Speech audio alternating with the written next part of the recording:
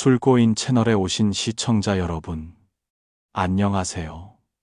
여러분은 우리가 살고 있는 지구가 현재 더 높은 주파수의 에너지 시대로 접어들고 있다는 사실을 알고 계신가요? 지구의 전체적인 에너지가 점차 상승하고 있습니다. 여러분은 점점 더 많은 사람이 자신의 삶과 개인의 에너지 자기장 사이의 연관성을 인식하기 시작했다는 것을 깨닫게 될 것입니다. 동시에 수행의 길에 동참하여 내면의 힘을 키우고 자신의 에너지장을 개선하려는 사람들도 늘어나고 있습니다. 사실 우주 만물의 본질은 바로 에너지입니다. 99%에 보이지 않는 물질이 1%에 보이는 물질을 결정합니다. 일반적으로 한 사람의 에너지 수준은 평생 동안 큰 변화가 없습니다. 중대한 사건의 충격이 없거나 높은 경지의 스승으로부터 가르침을 받지 않는다면 우리 대부분은 평생에 걸쳐 자신의 에너지 수준을 약 5포인트 정도밖에 올릴 수 없습니다. 만약 한 사람이 에너지 수준을 200 미만에서 200 이상으로 올릴 수 있다면 그것은 큰 돌파구가 될 것이며 심지어 그 사람의 평생 운명을 바꿀 수도 있습니다. 그렇다면 에너지를 높이는 비결은 어디에 있을까요? 이 방법을 터득한다면 여러분의 삶에는 획기적인 변화가 일어날 것입니다. 행운, 사업, 시야, 그리고 지혜가 완전히 바뀔 것입니다. 복의 씨앗을 심을 때 언제 열매를 거둘지에 대해 신경 쓰지 마십시오. 오직 심는 것에만 집중하고 얽매이거나 집착하지 마십시오. 무아의 나눔을 실천하십시오. 즉, 많은 좋은 일을 했더라도 일이 끝나면 마치 한 적이 없는 것처럼 여기고 기억하지 않고 집착하지 않으며 그것을 중요한 일로 생각하지 않는 것입니다. 이러한 방식으로 마음을 단련하십시오. 꾸준히 실천하기만 한다면 청정한 마음에 도달할 수 있으며 이것이 바로 지혜를 여는 열쇠입니다. 어느 정도 수준에 이르면 기대 이상의 효과를 얻게 될 것입니다. 그때가 되면 여러분의 지혜는 상상도 못했던 방식으로 폭발적으로 성장할 것입니다. 오늘의 내용은 매우 중요합니다. 인내심을 갖고 끝까지 시청해 주시기 바랍니다. 이해하셨나요? 단 한순간의 깨달음을 얻을 수 있습니다. 그러니 하던 모든 것을 내려놓으십시오. 그리고 듣는 데 집중하십시오. 한 사람이 무아의 경지에 이르면 그 자기장 속의 모든 긍정적인 힘이 즉시 폭발합니다. 단지 무아를 추구하는 길에 들어서기만 해도 당신의 에너지는 끊임없이 향상될 것입니다. 반드시 절대적인 무아의 상태에 도달해야 하는 것은 아니며 단지 이 길을 걷기만 하면 됩니다. 여러분이 쏟는 모든 노력은 에너지 주파수를 높이는 데 도움이 됩니다. 이것이 바로 한 사람의 기운을 가장 빠르게 바꾸는 방법입니다.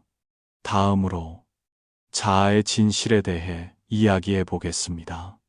우선 자아는 모든 고통의 근원입니다. 우리의 모든 번뇌는 자아로부터 생겨납니다. 예를 들어 탐욕은 내가 원하는 것이고 분노는 내가 화내는 것이며 원망은 내가 원망하는 것입니다. 둘째, 자아가 있으면 넓은 시야를 가질 수 없습니다. 자아가 너무 강하게 남아있는 한 넓은 시야나 큰 사고를 한다는 것은 말할 것도 없습니다. 자아가 클수록 시야는 좁아집니다. 사실 시야를 넓히는 과정은 바로 자아를 내려놓는 과정입니다. 이것 또한 하나의 수행 여정입니다. 만약 일상생활에서 자아에 대한 집착을 줄이는 훈련을 하지 않는다면 자신의 이익이 조금이라도 손상되면 즉시 번뇌가 일어날 것입니다. 번뇌가 일어나면 모든 부정적인 문제들이 따라서 나타납니다. 그러니 단지 넓은 시야를 가지자는 구호만 외치지 말고 시야를 넓히기 위해서는 자아를 내려놓는 것부터 시작해야 한다는 것을 이해해야 합니다. 하지만 이것이 바로 큰 문제입니다. 우리는 항상 자아에 대해 이야기하지만 실제로 자아란 무엇일까요? 자아는 어디에 있습니까? 우리는 어디에 있습니까? 우리의 잠재의식 속에서 자아는 세 가지 특징을 가집니다. 첫 번째 특징은 유일성입니다. 잠재의식은 우리로 하여금 자아가 유일무이하다고 믿게 만듭니다. 하지만 생각해 보십시오. 어릴 적의 나와 지금의 나는 하나일까요? 아니면 두 개의 다른 존재일까요? 당신은 분명 하나의 나만 있다고 생각하겠죠. 그렇죠. 지금까지 두 개의 내가 있다고 생각하시나요? 당신은 항상 어렸을 때의 나, 그리고 이제 늙어버린 나라고 말합니다. 그렇다면 여전히 같은 나 아닌가요? 오직 하나뿐입니다. 자아의 두 번째 특징은 불변성입니다. 즉, 나의 상태는 변할 수 있지만 나 자신은 변하지 않는다는 것입니다. 만약 내가 계속 변한다면 당신은 더 이상 하나의 나만 있다고 생각하지 않을 것입니다. 만약 당신이 나는 항상 변하는 존재라는 것을 깨달을 수 있다면 당신은 더 이상 평범한 사람이 아닙니다. 이런 세 번째 특징은 우리가 항상 내가 주인이 될 수 있고 내가 결정할 권리가 있다고 믿는다는 것입니다. 이것이 바로 우리가 항상 자신이 매우 뛰어나다고 느끼고 자신이 이성적인 사람이라고 생각하는 이유입니다. 당신이 자신을 이성적이라고 생각하는 이유는 바로 내가 모든 것을 결정할 수 있다고 생각하기 때문입니다. 이 세 가지 특징이 바로 우리 잠재의식이 자아를 인식하는 방식입니다. 하지만 이 자아를 깨뜨리고 싶다면 자세히 관찰해 보십시오. 그러면 그 세 가지 특징 모두가 존재하지 않는다는 것을 깨닫게 될 것입니다. 자, 이제 나를 관찰해 봅시다. 만약 내가 유일하지도 불변하지도 주인이 될 수도 없다면 그것은 적어도 우리 잠재의식의 자아에 대한 인식과 모순됩니다. 제가 이런 말을 하기 전에 당신은 항상 잠재의식 속의 자아를 바로 자기 자신이라고 여겼죠. 여기까지 보고 나니 큰 의문이 생기지 않나요? 어떻게 자아를 없앨 수 있을까? 사실 여기까지 온 것만으로도 당신은 이미 자신의 인식을 흔들기 시작한 것입니다. 자아를 없애는 것이 바로 우리의 목표입니다. 왜냐하면 자아가 있으면 번뇌가 있고 자아가 있으면 넓은 시야를 가질 수 없기 때문입니다. 만약 당신이 자아를 없애지 않는다면 어떻게 번뇌를 제거할 수 있겠습니까? 그렇다면 결국 우리는 무엇을 나라고 여겼을까요? 어떤 사람은 내가 바로 이 몸이라고 말합니다. 하지만 만약 당신이 몸을 나라고 여긴다면 팔 하나를 잘라내면 나는 10%가 사라지는 것일까요? 전혀 그렇지 않습니다. 만약 사지를 모두 잃는다면 어떨까요? 역시 조금도 사라지지 않습니다. 이것은 몸을 나라고 여기는 것이 잘못된 인식임을 증명합니다. 또 어떤 사람은 말하고 있는 사람이 바로 나라고 말합니다. 하지만 정말로 내가 말하고 있는 것일까요? 분명히 입이 말하고 있습니다. 당신은 또 입을 나라고 여기는 것 아닌가요? 그렇다면 제가 묻겠습니다. 당신은 자신의 말을 통제할 수 있습니까? 당신은 할 수 있다고 생각하겠죠. 하지만 누군가 갑자기 당신을 화나게 하면 당신은 불쑥 말해버릴 것입니다. 눈이 멀었어. 그렇다면 이 말은 당신이 결정해서 한 말인가요? 당신 자신도 그렇게 말하면 안 된다는 것을 알지만 왜 튀어나왔을까요? 분명히 당신은 자신의 말을 완전히 통제할 수 없습니다. 그렇다면 생각은 어떨까요? 당신은 느끼나요? 나는 이렇게 생각한다. 나는 그렇다고 여긴다. 하지만 당신의 생각이 정말로 당신의 통제하에 있나요? 전혀 그렇지 않습니다. 많은 경우 당신은 전혀 생각하지 않는데도 생각이 저절로 떠오릅니다. 당신은 멍하니 앉아 있습니다. 갑자기 머릿속에 초등학교 시절 친구의 모습이 떠오릅니다. 당신이 생각하고 싶지 않은 슬픈 일들도 계속해서 머릿속에 나타납니다. 당신은 그것을 통제할 수 없습니다. 이 생각이 끝나면 또 다른 생각이 이어집니다. 위의 분석을 통해 우리는 자아가 몸 안에 있지도 않고 말 속에 있지도 않으며 생각 속에는 더더욱 없다는 것을 알 수 있습니다. 그렇다면 자아를 규정하는 세 가지 조건은 완전히 무너졌습니다. 그런데 왜 우리는 항상 자아라는 느낌을 가질까요? 이 자아는 어떻게 나타나는 것일까요? 만약 당신이 다음 내용을 이해할 수 있다면 기본적으로 큰 깨달음을 얻게 될 것입니다. 그렇다면 나는 진짜일까요? 가짜일까요? 무엇이 진짜 존재이고 무엇이 가짜 존재일까요? 무엇이 진짜 존재일까요?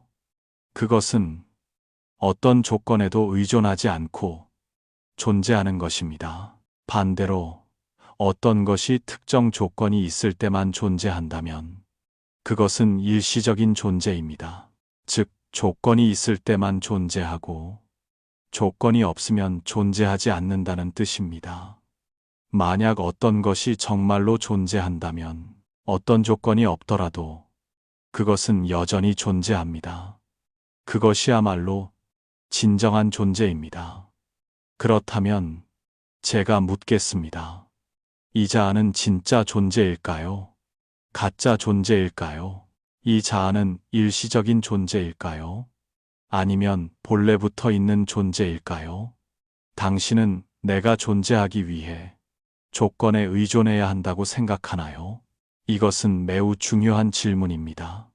만약 내가 존재하기 위해 조건에 의존해야 한다면 그것은 본래부터 있는 것이 아니라는 뜻입니다. 그리고 조건이 사라지면 나도 더 이상 존재하지 않게 되겠죠? 그렇죠. 그렇다면 이 자아는 제거될 수 있습니다. 반대로 어떤 것이 본래부터 있고 어떤 조건에도 의존하지 않는다면 당신은 그것을 제거할 수 있을까요? 확실히 없겠죠. 그렇죠. 이제 문제가 하나 생깁니다. 옛 성현들은 항상 우리에게 자아를 내려놓고 무아의 경지에 이르며 내가 없는 상태에 도달하라고 가르쳤습니다. 이러한 것들은 이 자아가 본래부터 있는 것이 아닐 경우에만 실현될 수 있습니다. 만약 그것이 본래부터 있는 것이라면 당신은 결코 그것을 제거할 수 없을 것입니다. 따라서 자아는 단지 일시적으로 있거나 혹은 가짜이며 실제로 존재하는 것이 아닐 수밖에 없습니다. 그것은 어떤 조건 때문에 나타나는 것입니다.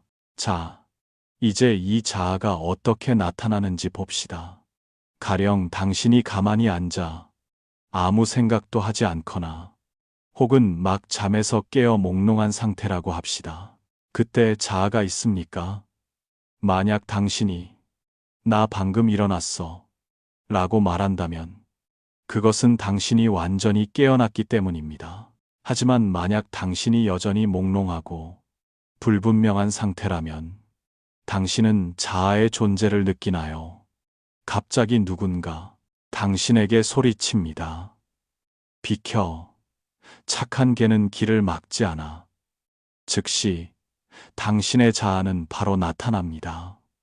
그렇다면 이 자아는 어디에서 온 것일까요? 그것은 누군가 당신을 욕했기 때문에 나타났고, 거기에 더해 당신이 그 말이 자신을 모욕하는 것이라고 명확하게 분별했기 때문입니다. 이처럼 자아는 두 가지 조건으로 인해 나타납니다. 누군가 욕하는 것과 당신이 그 말을 인식하고 분별하는 것.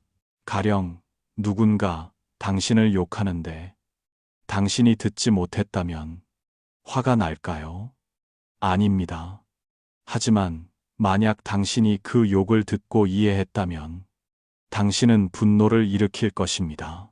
이것은 자아가 두 가지 조건이 모두 충족될 때만 나타난다는 것을 보여줍니다. 외부 환경의 작용과 당신 자신의 분별. 당신은 외부 세계를 통제할 수 없고 다른 사람이 무슨 말을 하는지 막을 수 없습니다. 하지만 당신은 자신의 마음을 통제하여 그것이 분별하지 않도록 할 수 있습니다. 따라서 수행이란 바로 분별을 제거하고 어떻게 마음이 움직이지 않는 상태, 즉 여여부동의 상태에 도달하는가 하는 것입니다. 여여부동이라는 단어의 의미를 이제 이해하셨나요? 우리는 이 단어를 자주 듣지만 실제로는 마음이 전혀 분별하지 않고 외부 환경에 흔들리지 않는다는 의미입니다. 당신이 어떤 말을 들었을 때 만약 분별한다면 자아는 즉시 나타납니다. 이 자아는 단지 당신 자신의 분별이 만들어낸 환상일 뿐입니다. 더 명확히 하기 위해 예를 하나 들어보겠습니다. 가령 당신의 눈에 병이 생겨서 하늘을 올려다보니 하늘에 꽃 한 송이가 보인다고 합시다. 그렇다면 이 꽃은 진짜일까요? 아니면 환상일까요? 분명히 그것은 단지 환상일 뿐이죠. 그렇죠. 만약 당신의 눈이 나으면 그 꽃도 사라질 것입니다. 당신의 눈에 문제가 있어서 위를 쳐다볼 때 하늘에 꽃 한 송이가 보입니다. 그때 당신은 옆 사람에게 묻습니다. 저 꽃이 보이나요? 만약 그 사람이 아무것도 안 보이는데요 라고 대답하면 당신은 자신의 눈에 문제가 있다고 의심하기 시작할 것입니다. 하지만 만약 당신이 다른 사람에게 하늘에 있는 빨간 꽃이 보이나요? 라고 물었을 때 그가 즉시 대답합니다. 네, 저도 하늘에 꽃 한 송이가 보여요. 이것은 무엇을 증명할까요? 그의 눈에도 문제가 있다는 것을 증명하죠. 그렇죠. 그 후에 또 다른 사람에게 묻습니다.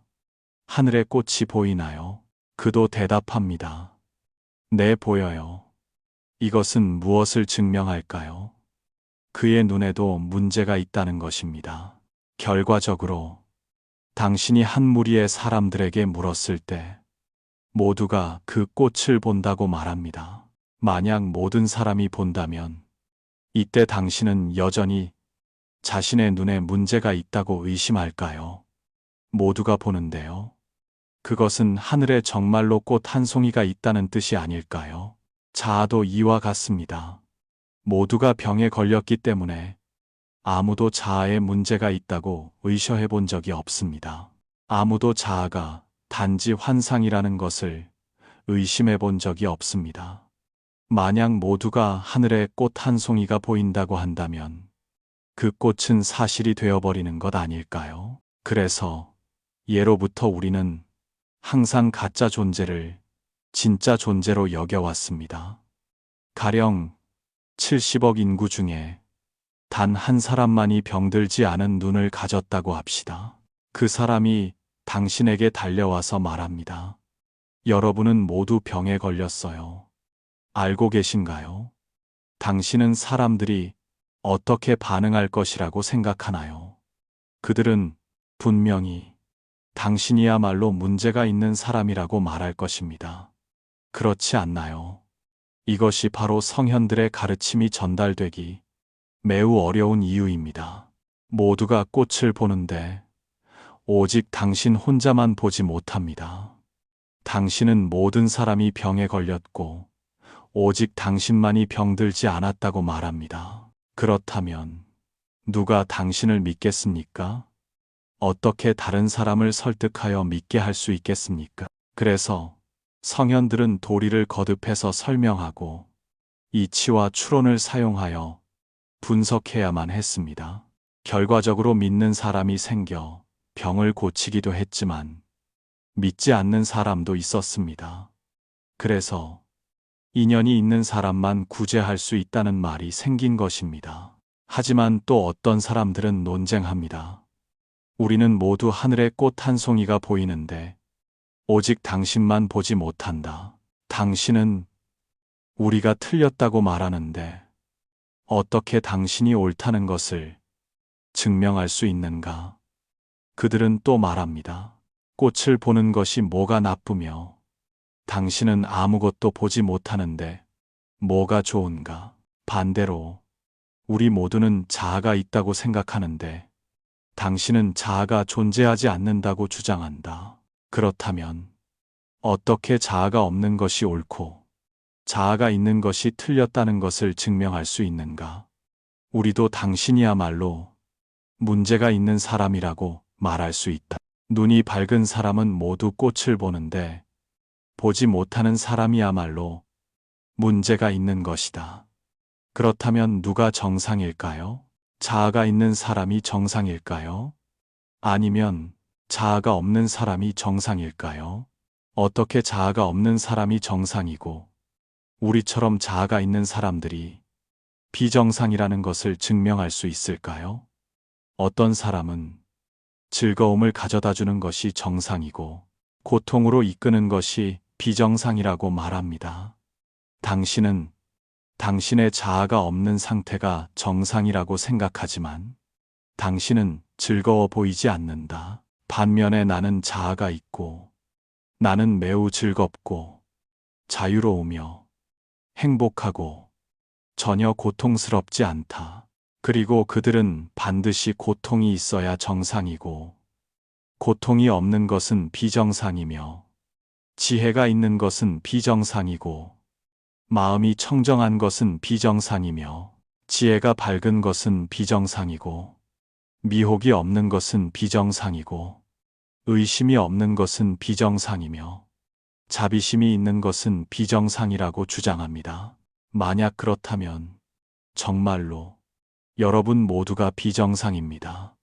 하지만 무엇이 정상이고 비정상인지를 정의하는 것은 전적으로 각자가 어떻게 보느냐에 달려 있습니다. 바로 이 때문에 옛 성현들은 이 진리를 가르치기 위해 엄청난 노력을 기울여야만 했습니다.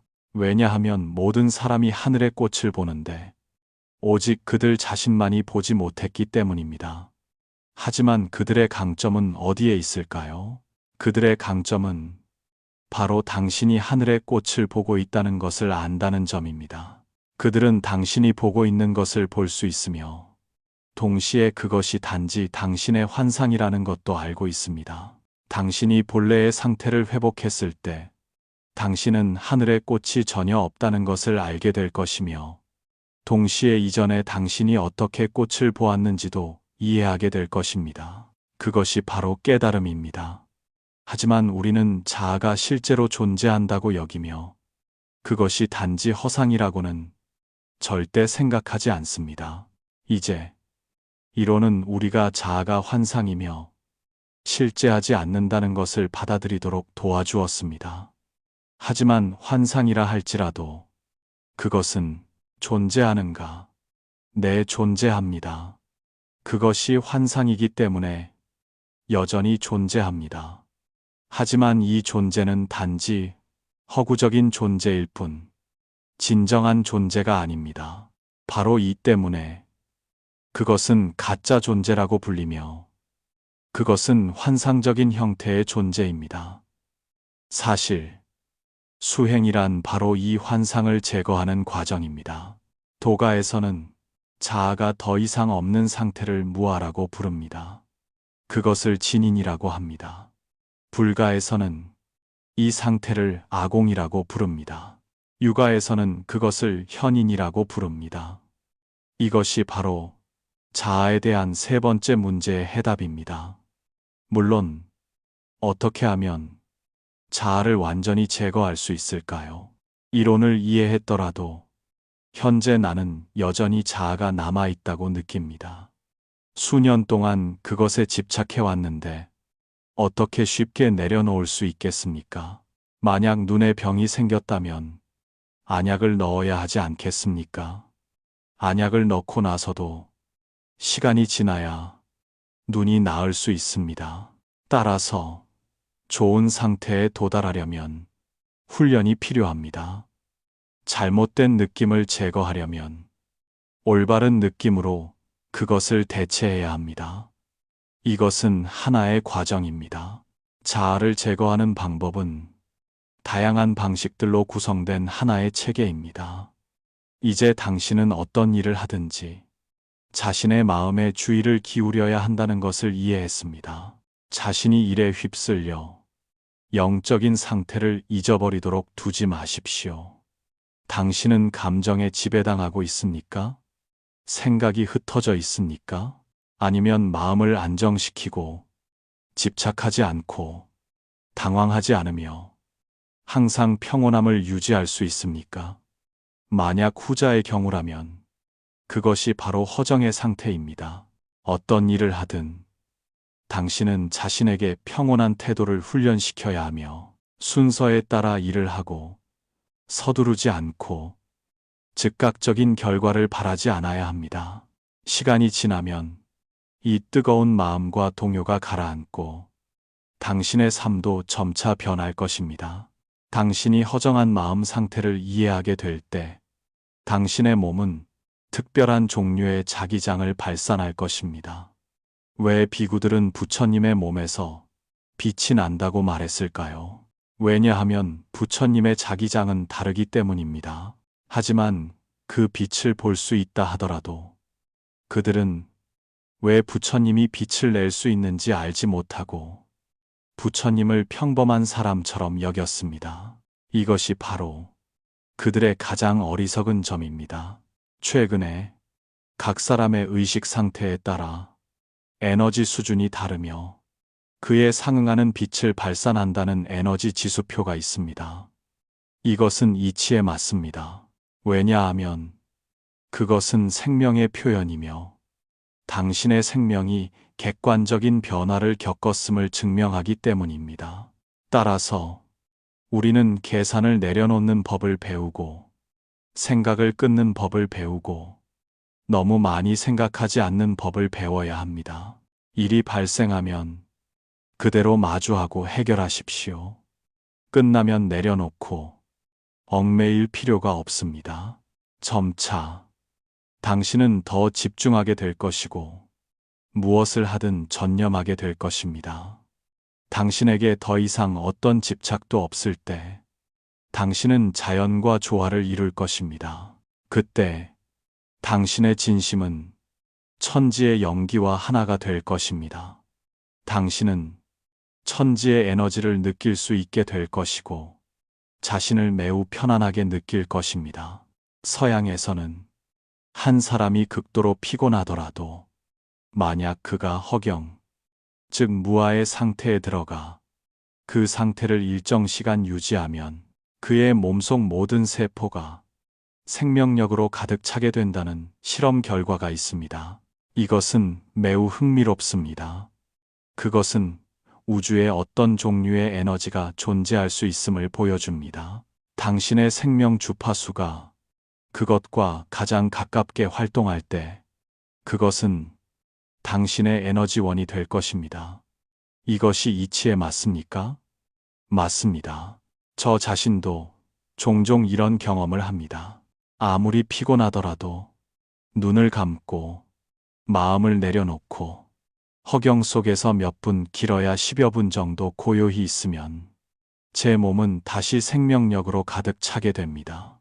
많은 도사들도 이런 경험을 한 적이 있습니다. 아마도 그들이 높은 경지에 도달하지 못했고 양신을 성공적으로 수련하지는 못했을지라도 그들 모두는 몸과 마음이 모든 것을 잊고 자연과 하나가 되는 순간을 경험했습니다. 세속적인 즐거움에 탐닉하지 않고 오직 도를 닦는 데만 몰두하는 사람들이 있습니다. 왜냐하면 이 상태가 너무나 아름답고 세상의 어떤 즐거움보다도 더 훌륭하기 때문입니다. 따라서 만약 당신이 피곤함을 느낀다면 당신의 마음에 휴가를 주십시오. 모든 것을 내려놓고 집착 없는 상태에서 조용히 명상하십시오. 30분이든 1시간이든 모두 좋습니다. 어떤 결과도 바라지 말고, 또한 제가 말했다고 해서 의도적으로 이 상태를 찾으려고 하지 마십시오. 만약 당신이 바라는 마음을 가진다면 당신은 그 상태에 들어갈 수 없을 것입니다. 심지어 일하는 중에도 당신은 자신을 허경의 상태에 머물도록 연습할 수 있습니다. 과정에 집착하지도 않고 결과에 집착하지도 않습니다. 오직 집중해서 일하면서 만물의 변화를 관찰하십시오. 절대로 자신이 복잡하고 끊임없이 변화하는 현상에 휩쓸리도록 두지 마십시오. 절대로 길을 잃지 마십시오. 영원히 변치 않는 것을 바라지도 말고 무엇인가 변할 것을 두려워하지도 마십시오. 왜냐하면 당신이 바라든 두려워하든 변해야 할 때가 오면 그것은 반드시 변할 것이기 때문입니다. 당신은 그것을 강요할 수 없습니다. 그러니 차라리 허정의 상태에 안주하며 생명의 가장 멋진 선물을 즐기십시오. 노자처럼 모든 것을 꿰뚫어 보되 결코 자신이 그 소용돌이에 휩쓸리도록 두지 마십시오. 항상 가볍고 평안하며 자유롭게 사십시오. 도가에서 태단이라는 개념도 이와 같습니다. 허정의 상태에 있을 때 몸은 현대의학에서 내분비 호르몬이라고 부르는 물질을 분비합니다. 도가에서는 그것을 정기신이라고 부르고 불교 밀종에서는 그것을 명점이라고 부릅니다.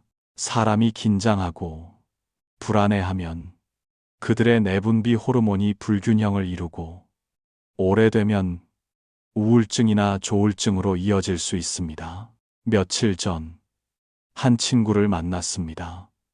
그는 자신의 아이가 우울증에 걸렸다고 말했습니다. 저는 괜찮다고, 단지 내분비 호르몬이 불균형을 이룬 것뿐이라고 말했습니다.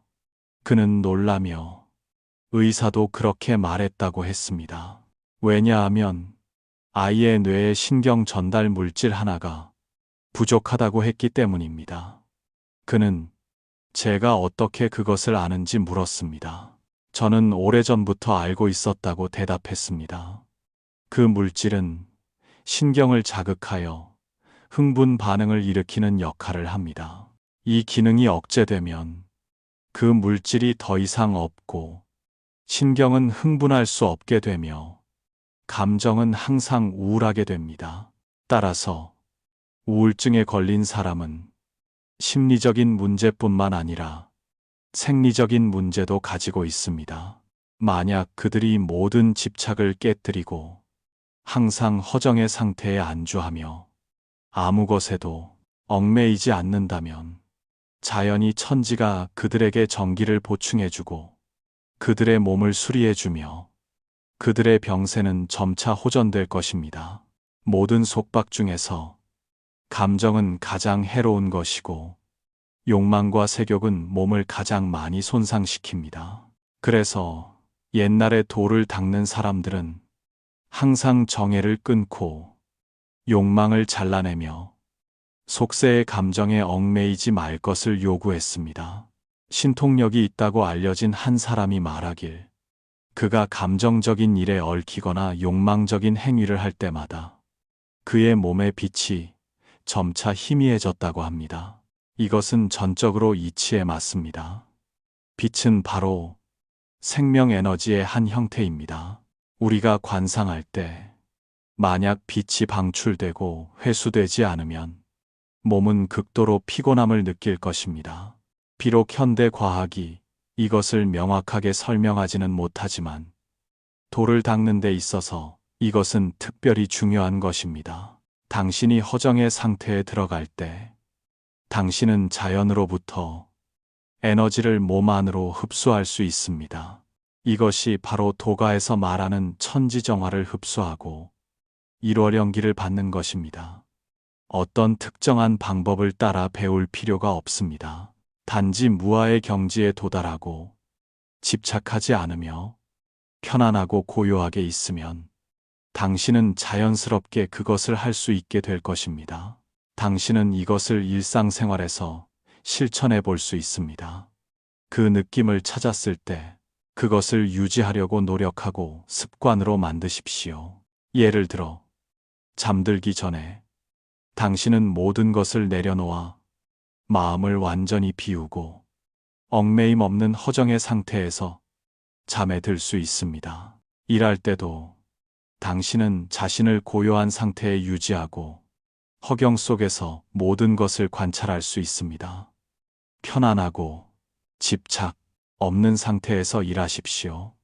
만약 이 상태를 유지할 수 있다면 당신은 귀근의 경지에 도달할 것이며 그곳에서 당신 안의 정과 기는 모두 근원으로 돌아갈 것입니다. 이것이 점차 습관이 되면 당신은 자주 자연으로부터 양분을 받게 될 것이고 당신의 정신과 생기는 가득 차게 될 것입니다. 그때 신광이 나타나고 영광이 빛날 것입니다. 신기 속의 신이라는 글자는 바로 이것입니다.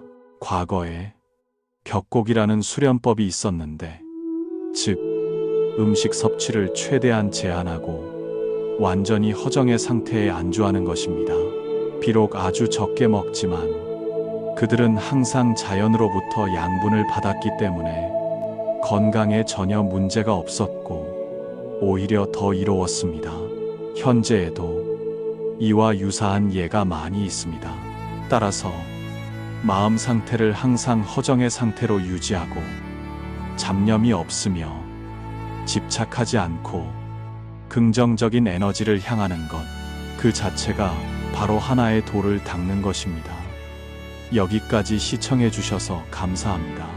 이것이 영감을 주고 당신이 무언가를 깨닫고 자신과 모든 일을 밝히어 이 세상에서 더 행복하게 살 수 있도록 돕기를 바랍니다.